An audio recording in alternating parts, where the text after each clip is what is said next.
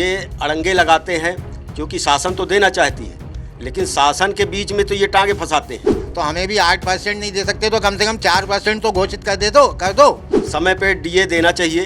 ये डीए का अधिकार है कर्मचारी का, और पेंशनर का पेंशन का अधिकार है।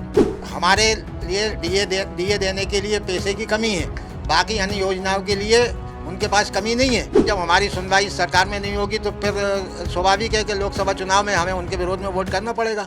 मोहन सरकार की हुई कैबिनेट बैठक में कर्मचारियों और पेंशनर्स को एक बार फिर से निराशा हाथ लगी है, और यही कारण है कि कर्मचारी जो है, पेंशनर्स जो हैं, वो कहीं ना कहीं नाराज़गी व्यक्त करते हुए नज़र आ रहे हैं, क्योंकि लगातार कर्मचारी और पेंशनर्स इस बात की मांग करते हुए नज़र आए हैं कि उनका 2023 से जो बढ़ा हुआ महंगाई राहत और डीए है उसको यहाँ पर सरकार बढ़ाने की घोषणा करे, लेकिन अब तक सरकार ने इस पर फैसला नहीं ले पाया है। वहीं केंद्र सरकार ने जनवरी में एक बार फिर से 4% डीए और महंगाई राहत पेंशनर्स को दी है। तो ऐसे में इन पूरी कवायद को लेकर पेंशनर्स ने नाराज़गी व्यक्त की है सरकार के खिलाफ।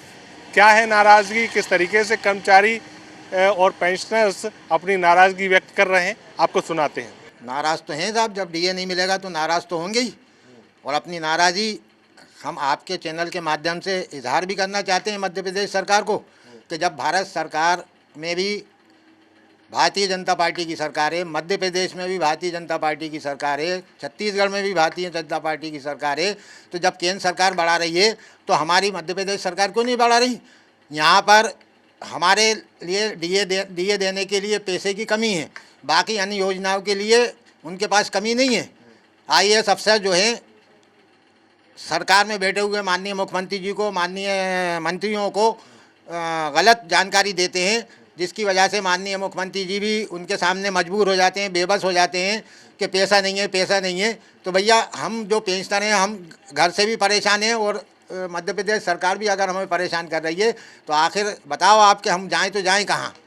मैं मध्य प्रदेश सरकार के मुख्यमंत्री माननीय मोहन यादव जी से ये निवेदन करता हूँ, ये मांग करता हूँ कि जैसे भारत सरकार ने पेंशनरों को, कर्मचारियों को डीए 50% कर दिया है, तो कम से कम हम लोगों का 42% ही चल रहा है, तो हमें भी 8% नहीं दे सकते तो कम से कम 4% तो घोषित कर दो।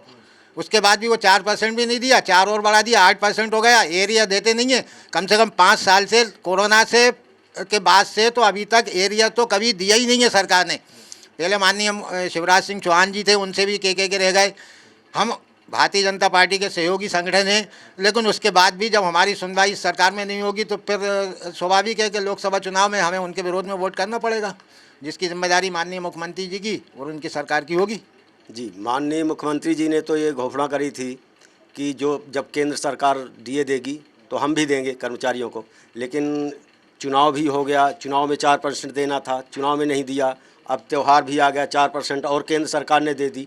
तो ये अफसरशाही के कारण कर्मचारियों को डीए नहीं मिलता और समय समय पे पेंशनरों को पेंशन नहीं मिलती। ये अड़ंगे लगाते हैं, क्योंकि शासन तो देना चाहती है, लेकिन शासन के बीच में तो ये टांगे फंसाते हैं, इसलिए पेंशनर पिसते हैं।